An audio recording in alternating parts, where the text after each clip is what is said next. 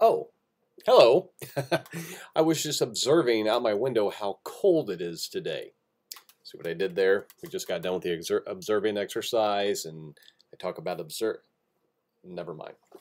My wife doesn't laugh at my humor either. So I've enjoyed reading your observation assignments. Just got done grading all of those and making some comments and giving you some feedback. So very nicely done. One point I wanted to share with you, a few of you talked about having a plan and how that really would have helped if you'd had a plan going into it. And that's one of the things I wanted you to experience from this is what are you going to observe? So you have an idea of the process that you're going to be going through and what you need to be looking for. Let me give you an example. I am about to embark on my first ever ethnographic study. I'm going to the MIAA basketball tournament because I want to observe how students and basically their freelance production crew, how they come together as a unit to cohesively produce the highlights, the live stream, the pregame, halftime, and postgame show, that sort of thing for a college basketball tournament. And going into it, I need to know what to be looking for. And so what I've done is contacted 4 professionals in sports broadcasting who hire freelance workers to come in to talk about, how does communication happen? How does leadership evolve? How does cohesion develop as they work together? And so I know what I'm looking for, so I can have a plan going into this exercise. I talked to some professionals to kind of get a feel from them, and they've told me some of the things that they do, some of the ways that some of the things that are strengths, some of the things that are weaknesses of working with freelance.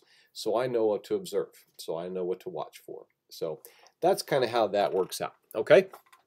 So last week, you read about narrative research. That was the first method that we'll be talking about this semester, the first of our 5. This week, you're getting into the phenomenological approach. I actually just submitted an article using phenomenological approach. First time I've ever used that approach in research. That happens a lot. Phenomenological approach, what you're going to be doing with that one a lot is interviewing. You're going to be doing a lot of interviewing different individuals to see how they have a shared experience. And the reason we put these two together, narrative and phenomenological, is honestly because they get confused oftentimes.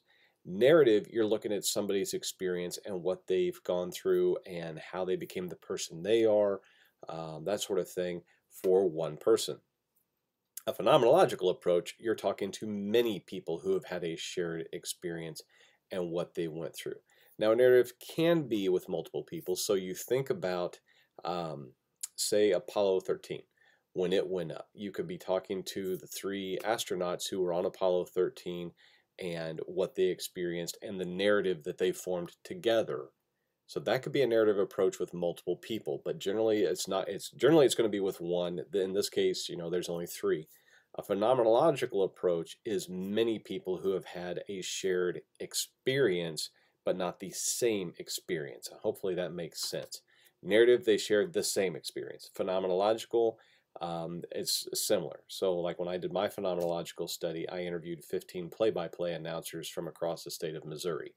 They all were play-by-play announcers. They all did the same sort of job, but they didn't do it at the same time and together. And so I was trying to find out what commonalities there might be there, what themes might develop from what they experienced. So that's the difference between narrative and phenomenological.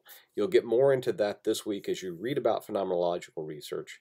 And then your next assignment is your first journal article review. And the journal article you're going to be reviewing is either going to use the narrative approach or the phenomenological approach, one of those 2 approaches.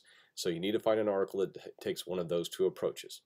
For your convenience, your textbook has an article using all 5 approaches at the back in the appendix.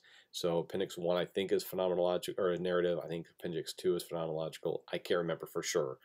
But each appendix has an approach that they've taken. So you can just use those articles if you want to.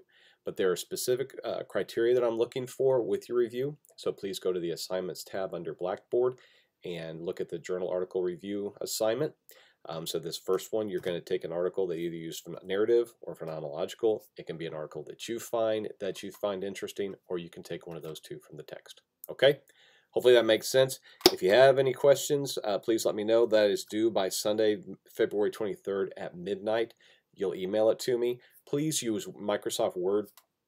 A couple of you used Adobe PDF, which is okay. I don't have a problem with that. I know some other professors prefer it that way because of what they can read, but it makes it a little more difficult to make comments. So probably what I will do is open it up in Google Docs and make the comments there because it's cleaner and easier to read, and then I'll share that with you.